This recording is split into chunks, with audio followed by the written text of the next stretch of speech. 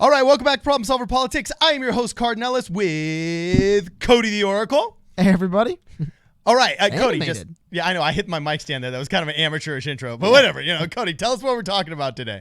Anyway, so this news just came out. A short little video in the skies. Anyway, so the October Democratic debate to take place on one night. Now, you might ask what the significance of that is. Right, immediately doesn't jump out. Here's the thing. So what they said is just basically to address several inquiries we have received, and we are writing to let you know that pending a final decision about the certification deadline, it is the intention of the DNC and our media partners to hold the October debate over one night on Tuesday, October 15th. I guess they wanted to write the most confusing, jargony-filled way of saying it possible.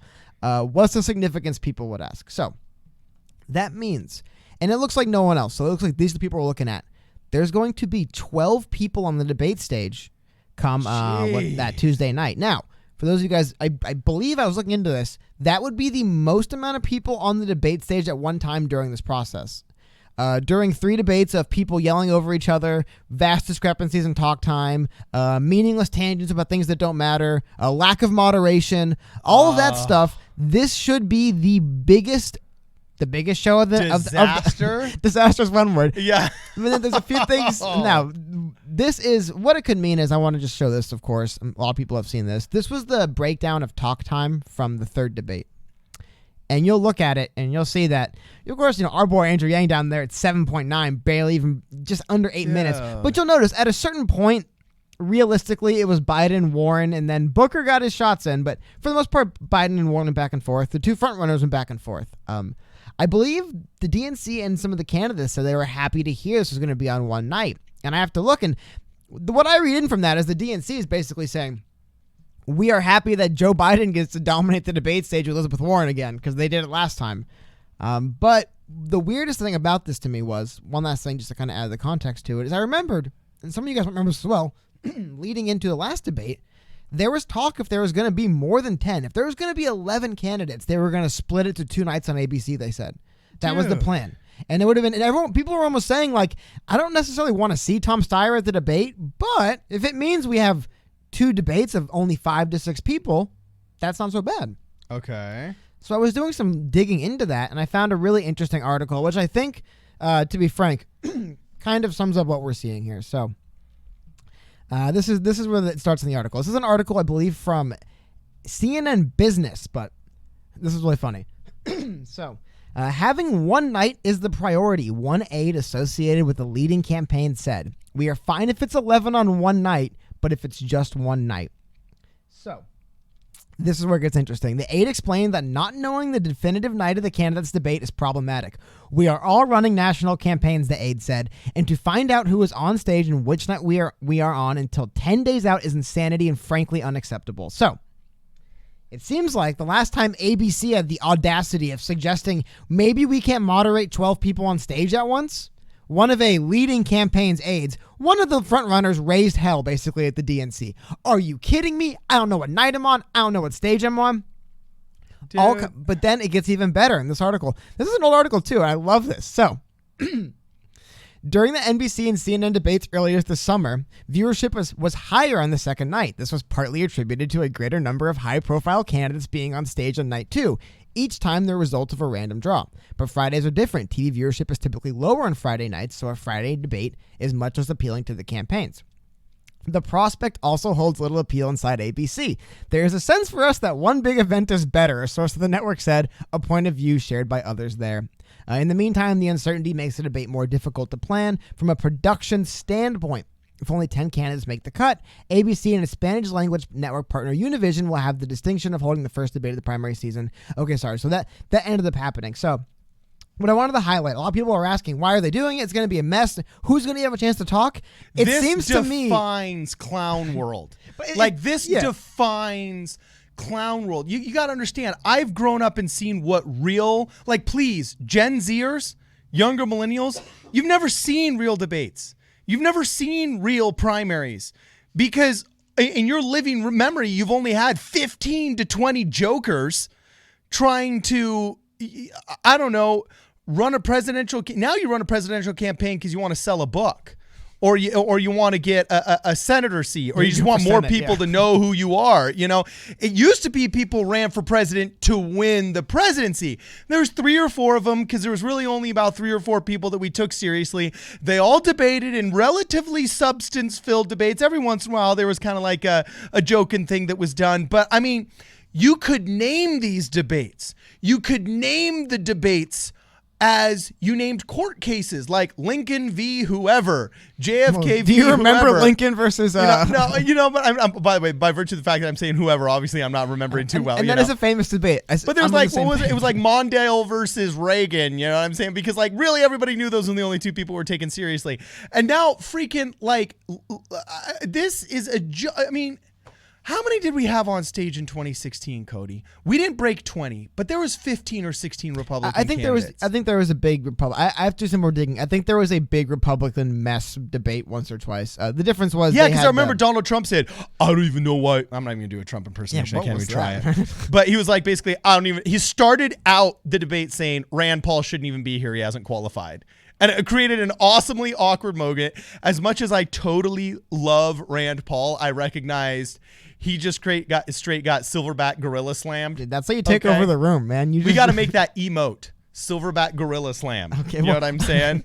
For when we're on the Twitch streams, because I use that reference a lot. Look at the talk time, right? This was the talk time for last debate when there was only 10 people on stage, right?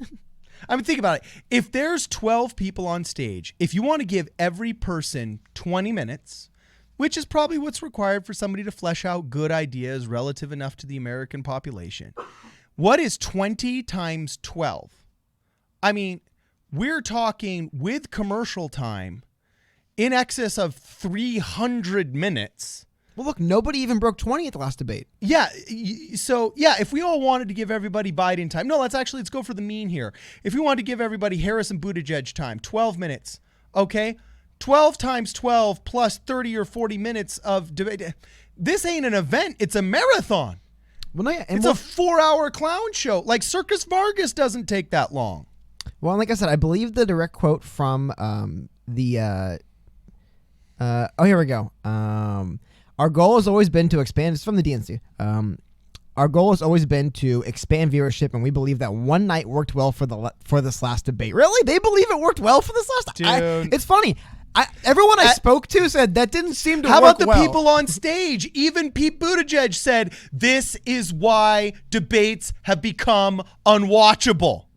Because the only way to stand out amongst a sea of people is to say something shocking, sensational, or honestly just plain old negative. Yeah, or just be nasty to someone who's running for president in your own party, which makes no sense. Why do they? And the thing is, too, you have to think. By the way, I don't know why I kind of buried the lead on this one. The 2 additional people speaking at the debate coming up are going to be Tulsi Gabbard and Tom Steyer. Shout outs Tulsi, Tom Steyer. Hey, man, you made it. You did it. You bought your way in, bro. Good burned, job. Exactly. You burned some billions and you made it. You got your Brewster's Millions and made it. But we all work with our strengths, man, and apparently yours is your wallet. Good job, bro. Yeah. But I just thought, like I said, he's the dude you don't want as president. He's the dude that you want to be your friend's dad. Well, I think so he'll pay for all this stuff. Yeah, he's like, that looks pretty fun. I guess I'll just run for president. Why not? I'm rich. But then the thing I wanted to highlight here is, like I said, what I noticed, I was looking into this. I'm like, why would this happen? I think it's funny. Their quote was, "We think it worked well." Really, no one else thought it worked well. But why would they do something like this? And like I said, it's only one source, but I pull an article from CNN, and they're talking about how it made business sense for ABC to do it. I have to imagine it makes business sense for CNN. I see quotes in here from an aide from a leading campaign basically raising hell and saying this is unacceptable and insane. I can't imagine DNC liked that when, leading candidate? Are they talking about Biden, maybe Warren? Could you imagine that? Joe Biden's leading aide or one of his aides goes to a campaign and says, just basically, gives it to him about doing this is unacceptable. I can't believe you do this. I mean, I think that's why, guys.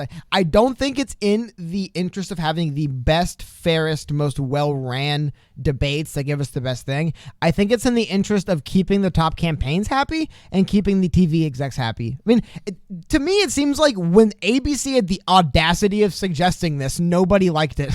And everybody I love what they mentioned, like from a production end, it could be kind of a nightmare. It's like, oh, God forbid the U.S. election interrupts ABC's production schedule. So I don't know, man. It looks to me like, why would they do something like this? Because it benefits Joe Biden. Well, leading candidates, advertisers, and TV executives seem to all be on board. That's why they're doing it. Chaos benefits the strong man, or the person that goes into it with the highest amount of name recognition first. I'm not calling Biden the strong man, but in order for you to change your mind, somebody needs to bring up a significantly substantive argument that pulls on your mind strings and your heartstrings at the same time, okay?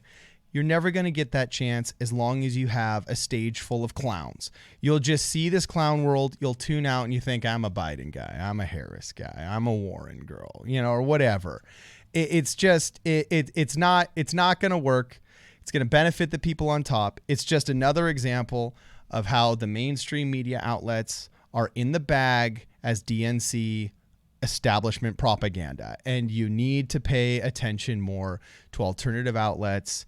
And this is just another example of why the mainstream media is dying, if not for being in, that'll be another video for another day. At the end of the day, just let us know what you guys think. Okay. Am I wrong here?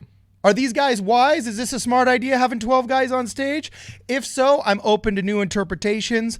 Let us know. If you want to contribute to the channel, please check out the PayPal link below, or you can go to problemsolverpolitics.com to pick up a Problem Solver Politics hat and join the PSP Army. Also, make sure you follow us on Tuesdays and Thursdays on Twitch. We're live streaming a lot more just than on Tuesdays and Thursdays, but for sure on Tuesdays and Thursdays, we live stream on Twitch. And also make sure you like, subscribe, and share this video. This is Problem Solver Politics. We will see you guys in the next video.